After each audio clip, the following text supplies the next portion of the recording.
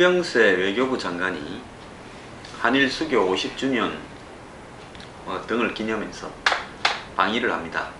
박근혜 정부가 들어서고 난 다음에 외교부 장관이 방일을 한 것은 처음입니다.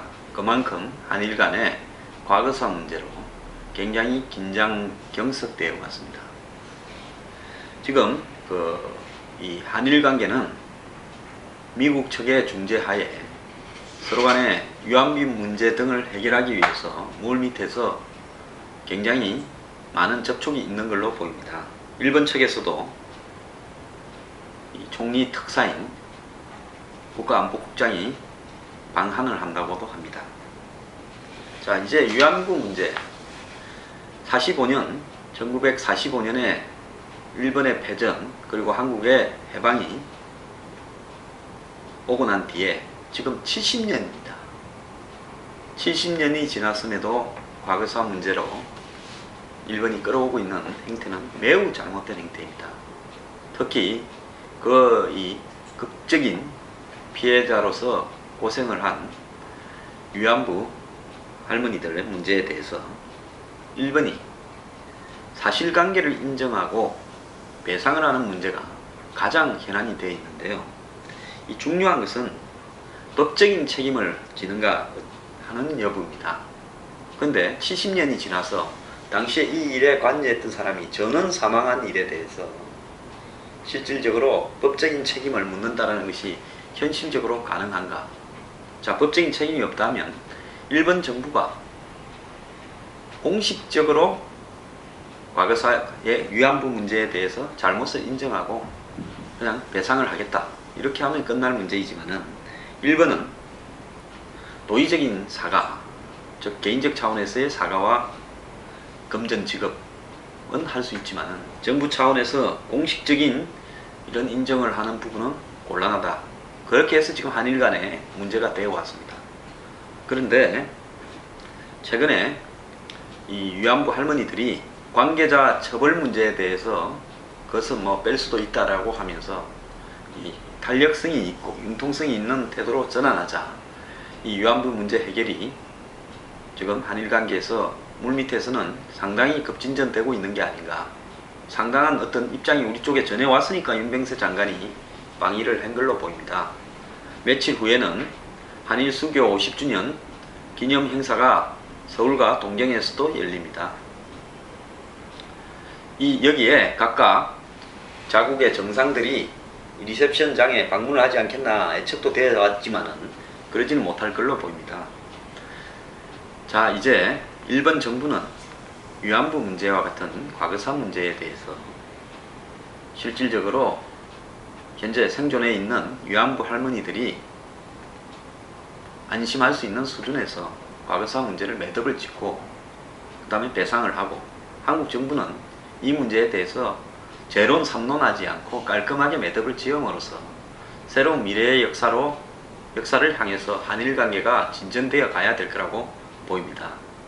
그래서 이 둘 사이에 양국 간에 어려운 문제가 있을 때 모든 문제를 놓고 한꺼번에 다 한 방에 끝낼 수 있는 방법은 별로 없을 수 있습니다. 가장 현안이 되어 있고 예민한 생존해 있는 분들이 200명 이상 계시는 이 위안부 문제에 대해서 한일이 적정한 선에서 현실 가능한 타협을 해서 매듭을 짓고 그 다음에 독도 문제라든지 나머지 문제에 대해서 또 과거사 문제에 대해서 한 발 더 나아가서 이 불편한 한일 관계를 상당히 개선하는 것이 저는 유리하다고 보고 있습니다. 한일 관계가 불편해지면요, 북한이 가장 웃고 그 다음으로 웃는 나라는 중국입니다. 그래서 우리가 너무 최근에 친중화되고 있지 않나라는 그런 경계가 우리나라 안팎에서 굉장히 많이 나오고 있고 미국도 굉장히 우려하고 있습니다. 그래서 이런 문제들을 떨어버리고 균형 있는 외교 역량을 발휘하기 위해서는 일본하고의 최소한의 정상적인 외교 상태로 돌입하는 것이 중요하다. 지금은 한일 간의 관계가 굉장히 비정상으로 되어 있습니다. 이렇게 되다가 보니까 양국 간의 교류, 관광, 무역 등도 타격을 심하게 받고 있습니다.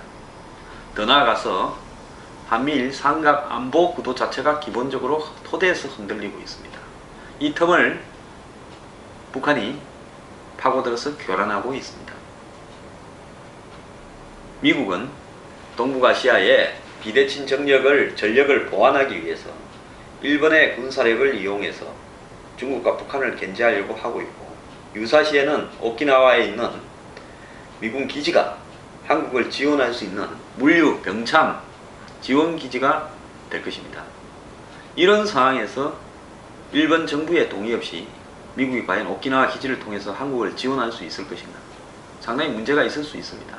이런 문제들에 대해서 과거사를 너무나 이용해서 현실 정치에 이용하려는 일본의 아베 정부도 문제지만, 틈날 때마다 과거사를 국내 정치에 이용하고자 하는 한국의 정치인들도 문제라고 저는 생각을 합니다. 이제 한일 관계 과거의 문제를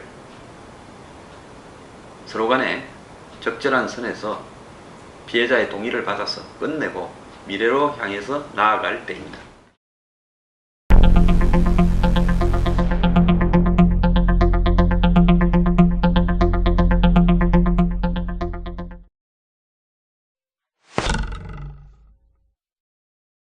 오늘 재미있는 기사가 실렸습니다. 재밌기보다는 가슴 아픈 기사입니다. 한국민 10명 중에 6명은 부자의 꿈이 평생 불가능하다. 그래도 40% 정도의 낙관적인 사람이 있다니까 안심입니다. 실질적으로는 대부분이 다 불가능하죠. 그리고 불평등에 인한 반감으로 인해서 부자에 대한 평점이 굉장히 낮아지고 있다는 겁니다. 양극화, 불평등 등으로 인해 자신이 남보다 못하다고 생각하는 사람이 늘어나고 있고요. 이런 것들이 결국 생존에 대한 불안감으로 등장하고 있는데, 그 기사의 한 사진에 보면 한국 학생들의 진로 해가지고 초등학교부터 이제 고등학교를 가서 대학교 문과 이과를 가는데, 마지막에 가는 길은 과로사 하거나 아사하거나 치킨집을 하는 3가지 종류만 나와 있습니다. 문과로 가든 이과로 가든요. 굉장히 이 서글픈 이 현실에 대한 패러디라고 보는데요. 우울한 이야기입니다. 자, 오늘 한국금융연구원은 올해 성장률이 2.8%라고 될 거라고 추측을 했습니다. 내수하고 수출이 다 부진하고 있고, 메르스로 경기가 굉장히 가라앉고 있고, 저금리에 가계부채가 늘어나고 있기 때문에 그렇다고 이야기를 합니다. 자, 제가 저성장 시대에 접어들었다고 수도 없이 이야기를 했습니다. 2% 성장도요, 사실은 좋은 겁니다. 앞으로는 1% 성장이나 마이너스 성장이 될 수도 있습니다. 자, 이 부분과 관련해서 정부의 세금 수입이 부족한, 즉 세수 부족이 장기화되고 있다는 기사들도 나오고 있습니다. 근데 이 세수 부족이 그냥 일시적인 것이 아니라 아주 구조적으로 발생하고 있다라고 지금 지적이 되고 있습니다. 즉, 세금의 원천인 법인세, 소득세, 소비세 등이 전부 다 줄어들고 있는데, 그 배경에는 고령화로 인한 소비 위축이 자리 잡고 있다는 겁니다. 자, 경제 성장률이 계속 떨어져 가고 있고, 대기업하고 소수의 대기업과 다수의 중소기업으로 완전히 양극화되면서 중소기업은 한계선상에 헤매고 있습니다. 그러다 보니까 유효세율, 즉 법인세가 22%인데 실제로 내는 유효세율은 14.7%밖에 안 된다는 겁니다. 그래서 상장한 상위 10개 회사가 상장한 중견기업보다 오히려 유효세율이 3.7%가 낮다고 이야기하고 있습니다.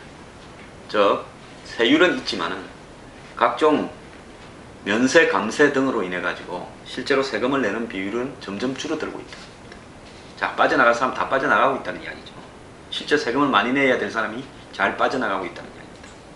그리고 비정규직이 양산이 되고 있는 것도 세금의 악화에 영향을 미치고 있습니다.